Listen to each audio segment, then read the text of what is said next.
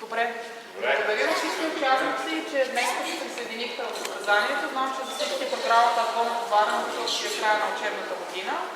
Радвам се, че голфът е важен за вас и смело успяхте да изиграете 18 минути.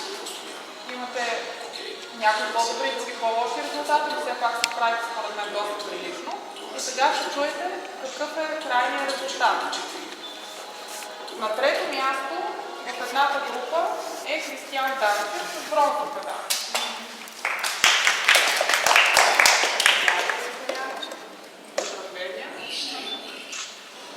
Така, застани за снимка. Покажи медала, така. Супер. В същото група с сребърен медал е Кристиян Светанов. И в тази група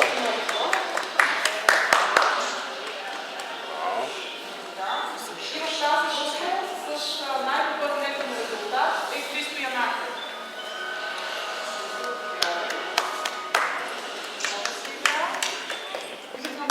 Погледни насам, така е. Дими така медал. Да видим златен ли, не е ли? Супер.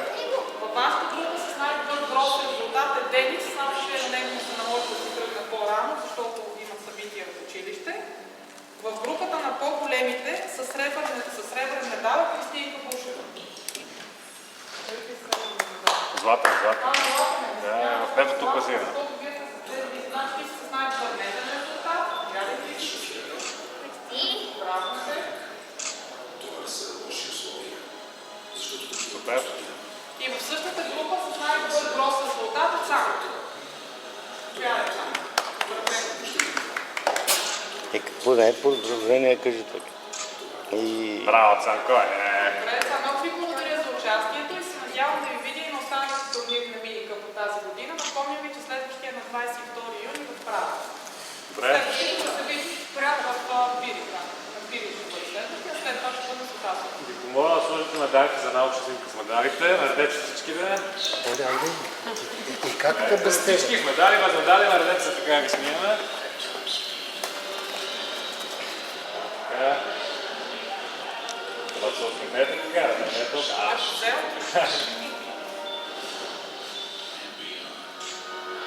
Супер.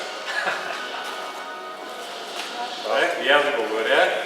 Надявам се, че ви е харесало, ще поиграли. Нещо пак ще да поиграете. Имам то.